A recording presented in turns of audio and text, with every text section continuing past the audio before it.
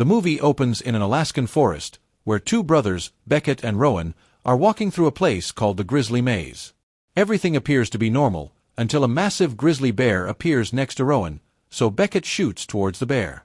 In the next scene, an adult Rowan awakens on a bus, realizing it was just a nightmare from his childhood. He is returning to his hometown in Alaska, where he hasn't been for a long time. A woman is waiting for him at the bus stop, and she gives him a ride to a motel. When they arrive, she hands Rowan a forest map, and pleads with him to find her husband, Johnny, so Rowan reassures her that he will find Johnny soon. The two then part ways, and Rowan checks into a motel room to prepare weapons for his journey. Elsewhere, outside a cabin in the forest, three poachers are seen cutting up bear paws. One of them turns out to be Johnny, who tells his friends that they are killing too many bears. The mothers with cubs are off-limits and should be spared. However, his friends don't seem to care, so Johnny declares they will leave the cabin the next day. This leads to an argument. And then this happens. Seconds later, a huge roaring sound echoes through the forest, signaling that a bear is nearby. One poacher steps outside to confront the animal, but Johnny seizes the opportunity to slit his throat. When the other man tries to come out, a massive bear breaks into the cabin and kills him. / elsewhere, Rowan is drinking in a pub when he's approached by an attractive girl. The two begin dancing and having fun, after which Rowan takes her to his motel. Once there, the woman suddenly asks for money, and Rowan is shocked to realize that she's a prostitute, and kicks her out of the room. Moments later, Rowan peeks outside and notices the woman being beaten by her pimp, who is mad that she didn't earn any money. He immediately goes outside to intervene, but this only results in a fight between the men, during which Rowan gains the upper hand and brutally injures the pimp. Soon after, some nearby cops arrive at the scene. An officer arrests Rowan, but he shockingly turns out to be his own brother, Beckett. Next, Beckett and another sheriff, Sully, scold the pimp for his actions, and send him away in an ambulance. Sully then takes the prostitute woman home, while Beckett takes care of Rowan. The brothers haven't seen each other in 7 years, and seem estranged. Rowan is angry with him for pointing a gun at him, but Beckett wonders why he's suddenly back home. It turns out Rowan had been in prison for 7 years for shooting a man, and was recently released. To add, Beckett was mad about his brother's actions, and thus never tried to contact him.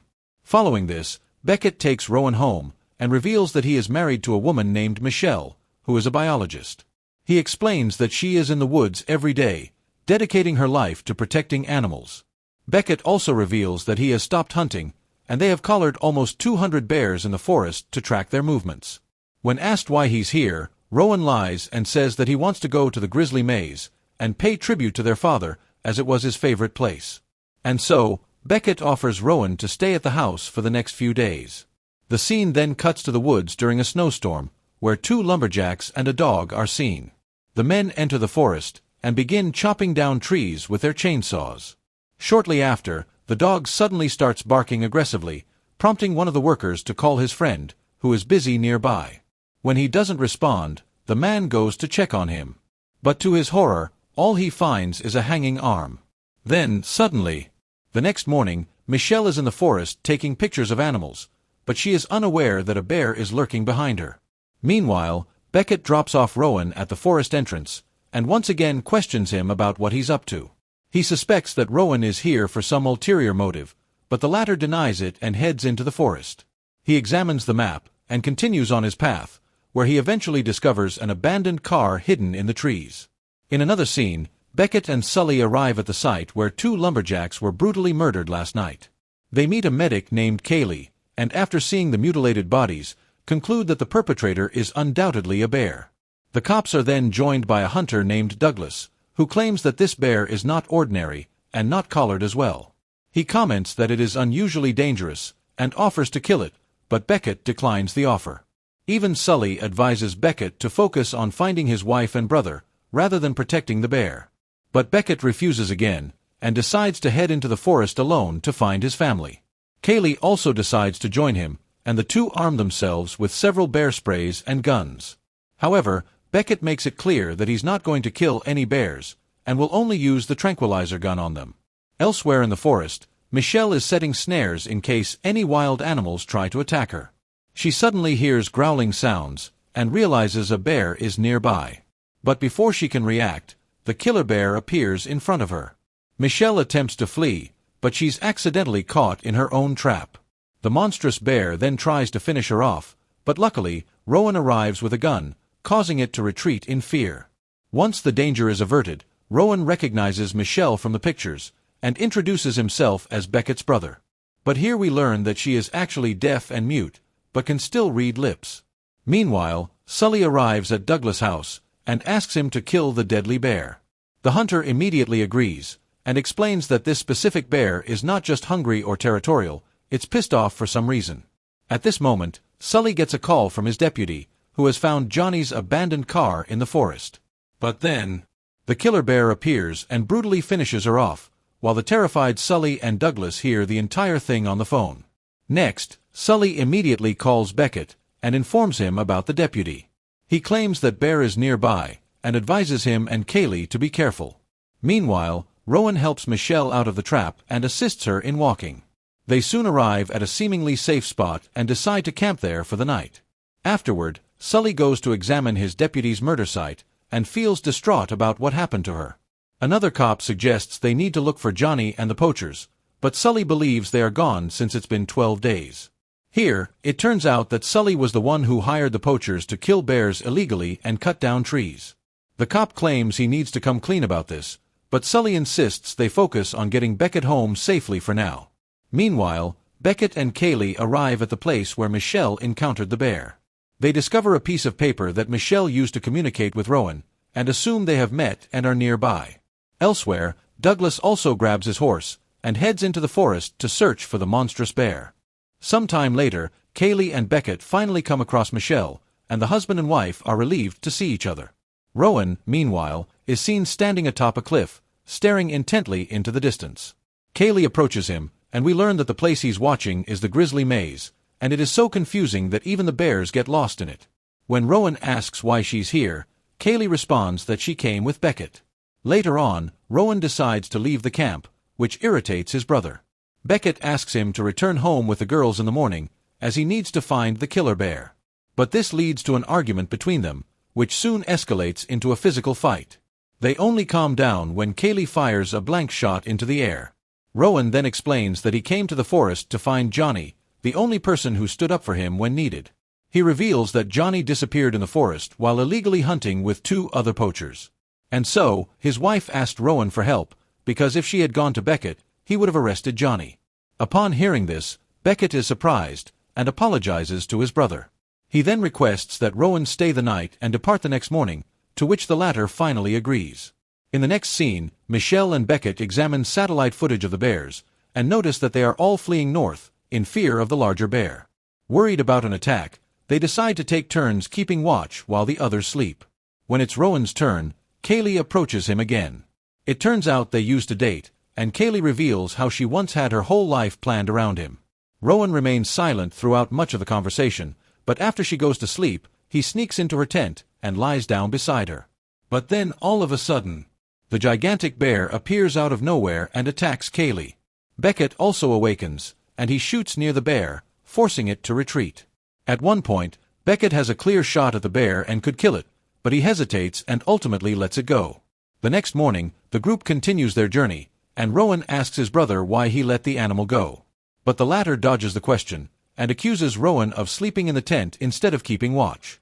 Not long after, Michelle accidentally falls into a dead moose carcass. They also notice several other dead animals, and conclude they are in a kill zone. The group then decides to go through Grizzly Maze, which will lead to a river.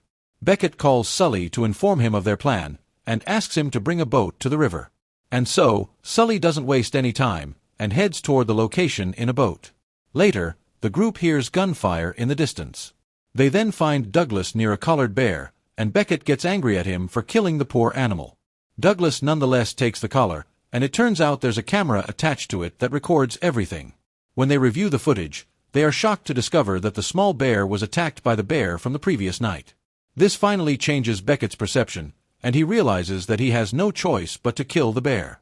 Next, the group parts ways with Douglas and continues on their journey. But then, while walking on a high cliff, the giant bear suddenly shows up and chases them again. This causes everyone to panic, and Kaylee ends up stumbling onto the rocks. She crashes into a large tree branch and a pointed spike pierces her leg completely.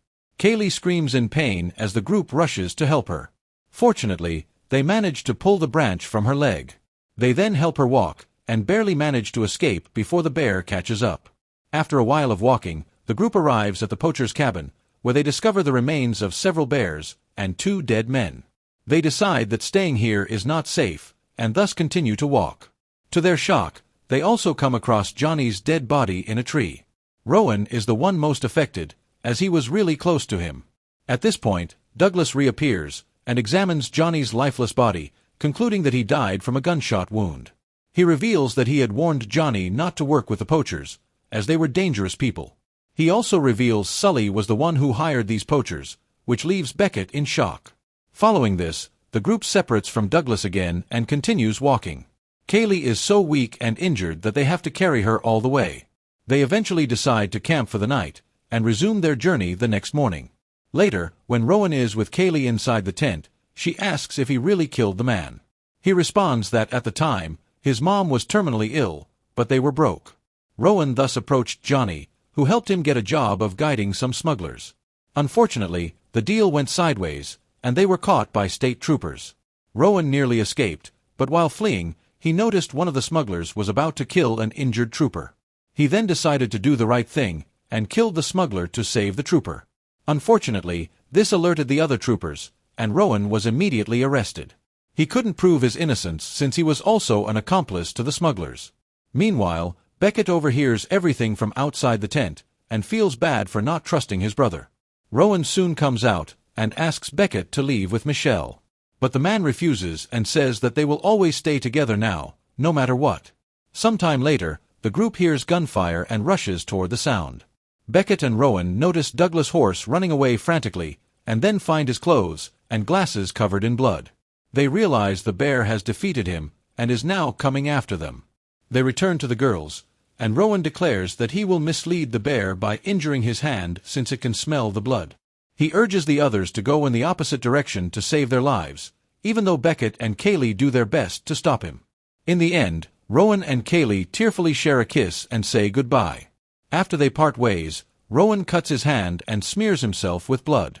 The bear soon catches his scent and starts heading toward him. Rowan takes the opportunity to shoot it multiple times, but the animal dodges the attack. It relentlessly pursues him, and the two engage in a cat-and-mouse chase. During this, Rowan stabs the bear several times, but it doesn't appear to be injured and continues to chase him. This forces Rowan to run towards a nearby river and makes a desperate leap, finally ending the pursuit. Moments later, Beckett and the girls scream for Rowan, but it draws the bear's attention. It starts chasing them, causing the group to scatter in panic, and Michelle gets separated. Even worse, the bear eventually catches up to her and gets ready to finish her off. A panicked Beckett spots them and quickly fires multiple shots, but they all miss.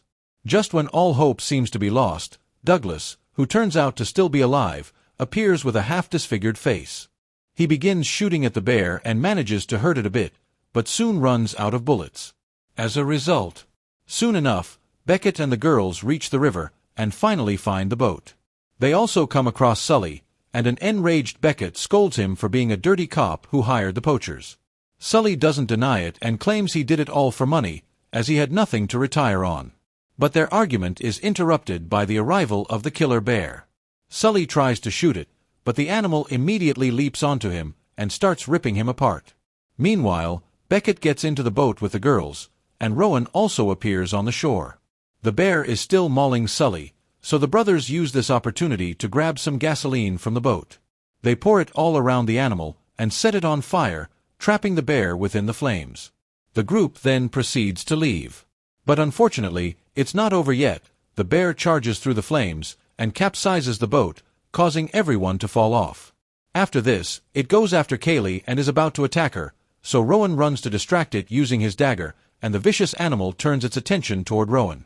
Seeing this, Beckett tries to save his brother by striking the bear with an axe, but the animal throws him aside. It then returns to attack Rowan, but the man finally manages to stab the bear in the throat with his knife, until it collapses dead. With the threat finally eliminated, The injured group embraces each other and leaves the maze. Make sure to subscribe and turn on notifications so you can watch more videos like this. Thanks for watching.